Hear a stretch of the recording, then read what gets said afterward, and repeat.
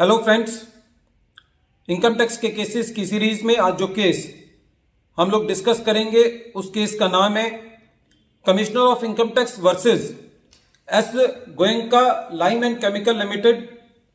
ये case 453 ITR page number 242 पर report हुआ। मैटर सुप्रीम कोर्ट ने डिसाइड किया। इस केस को डिस्कस करने का जो मेन कारण है वो ये है कि सेक्शन 148 के केसेस के लिए, जैसा कि हम जानते हैं कि अलग अलग परिस्थितियों में अलग अलग सालों के लिए अलग अलग रिक्वायरमेंट है।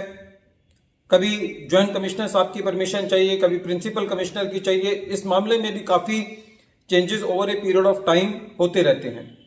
लेकिन चाहे वो ज्वाइंट कमिश्नर साहब की परमिशन चाहिए हो, चाहे वो प्रिंसिपल कमिश्नर की परमिशन चाहिए हो, उस परमिशन का महत्व यह है कि यदि आप किसी एसएससी की असेसमेंट 4 साल पहले की या 6 साल पहले की रीओपन करने जा रहे हैं तो ये एक एसएससी के लिए भी बड़ा मुश्किल होता है कि उस असेसमेंट को कराना, क्योंकि इतने पुराने डॉक्यूमेंट्स को कंप्लाई करना एक एसएससी के लिए भी काफी मुश्किल काम होता है, क्योंकि इसकी भी एक अपनी पूरी कॉस्ट है। सारी कंफर्मेशंस को मेंटेन करना, सारी बैंक स्टेटमेंट्स को मेंटेन करना, सारे बिल्स और वाउचर्स को मेंटेन करना। तो एक तरीके से जो सेक्शन 151 है वो एक डिपार्टमेंट की पावर्स पर एक चेक है कि जब कभी आप एक्सेप्शनल पावर को यूज करना चाहते हैं तो आप पूरी सावधानी बरतें। लेकिन यह इतिहास रहा है इनकम टैक्स डिपार्टमेंट का कि सेक्शन 151 के अंदर जो अप्रूवल दी जाती है उसका एक तरीके से सही मायने में एक मजाक बनाया जाता है। वो एक खाली एक रबड़ स्टैंप के बतौर मैक्सिमम नंबर ऑफ केसेस के अंदर यूज की जाती है।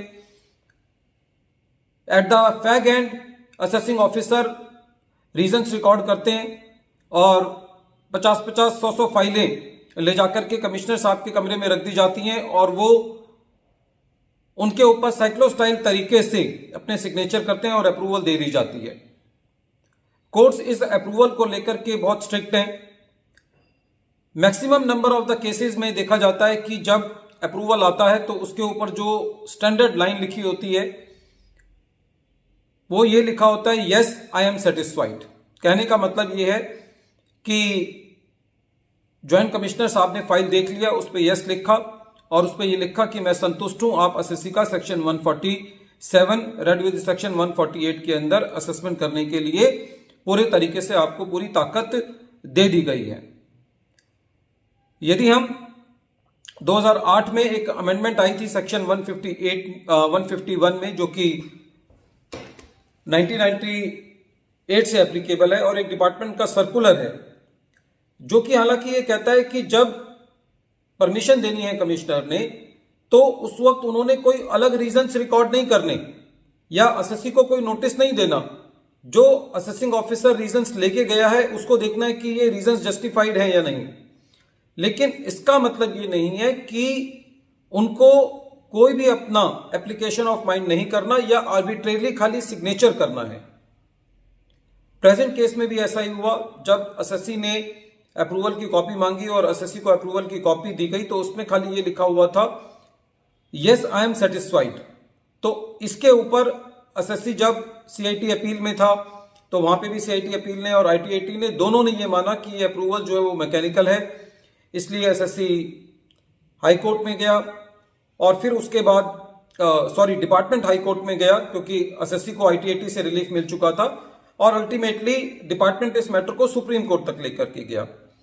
तो हम ये कह सकते हैं कि सुप्रीम कोर्ट ने भी इस बात को मान लिया है और सुप्रीम कोर्ट का जजमेंट एक लॉ ऑफ द लैंड है कि जहां पे अप्रूवल खाली इन शब्दों के साथ दी गई है, यस आई एम सेटिस्फाइड, तो इसको ये कहा जा सकता है कि कि ये जो अप्रूवल दी गई है ये इस तरीके से है कि खाली एक डॉटेड लाइन पर सिग्नेचर करने के बतौर। और प्रेजेंट केस के अंदर जब एसएससी ने रीजंस रिकॉर्ड किए और कमिश्नर साहब के पास लेके गया तो उसमें 24 घंटे से भी कम का समय था।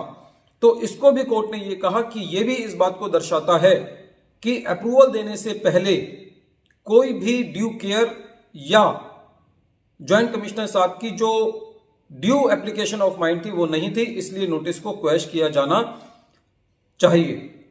फ्रेंड्स, ये केस बहुत इंपॉर्टेंट है क्योंकि जितने भी केसेस आप देखेंगे मैक्सिमम केसेस के अंदर ये बात उठती है कि जो अप्रूवल दी जाती है वो फैग एंड पे दी जाती है, उसके अंदर खाली एक टेम्पलेट यूज किया जाता है। जैसा कि इस केस में कोर्ट ने कहा कि it is like signing A dotted line. एक जैसे होता है कि हम लेके जाते हैं कि जब बैंक वाला हमसे लोन एग्रीमेंट साइन कराता है तो वो कहता है कि साहब यहां साइन करने हैं, तो इट इज लाइक दैट। इस केस के अंदर सुप्रीम कोर्ट ने एक important judgment Arjun Singh versus assistant DIT का भी जिक्र किया। वीडियो के अंत में एक बार फिर मैं केस का नाम रिपीट कर रहा हूं। केस का नाम है commissioner of income tax versus S Goenka lime and chemical limited. ये केस 453 ITR पेज नंबर 242 पर रिपोर्ट हुआ। मैटर सुप्रीम कोर्ट ने डिसाइड किया।